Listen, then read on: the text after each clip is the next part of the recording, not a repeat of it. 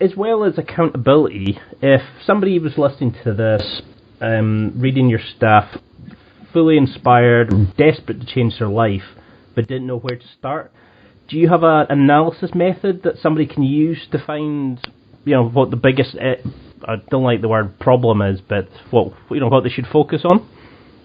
Yeah, so I have this thing called a values pyramid, and if people go to facebook.com/Craig Ballantyne, they can go through the photos there, and they'll find my values pyramid.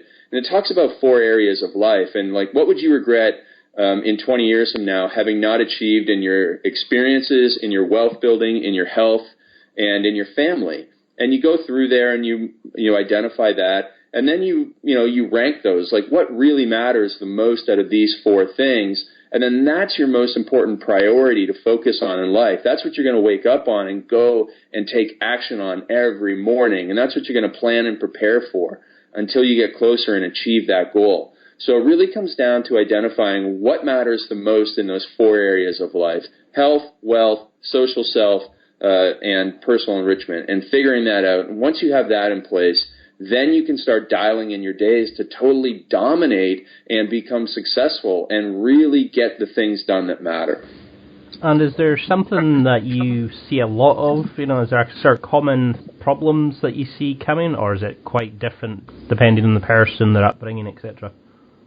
Well, it's definitely different depending on the person, but, I think there's definitely phases we go through in life. So someone who is around 50 years old has probably sacrificed their health to build their family and to build their wealth.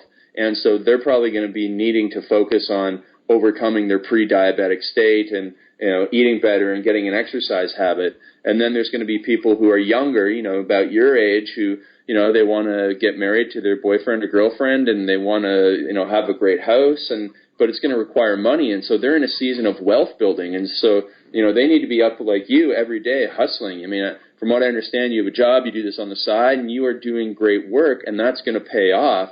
And then eventually you're going to move into a season of family where you're going to be raising young children. They're going to get your number one focus every day, but you're still going to be doing all the other good things.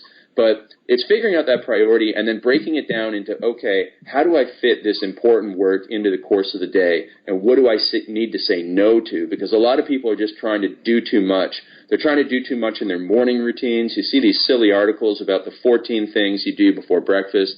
Successful people don't do 14 things before breakfast. They do 1 or 2 important things, and then they have breakfast, and then they move on to the next most important thing.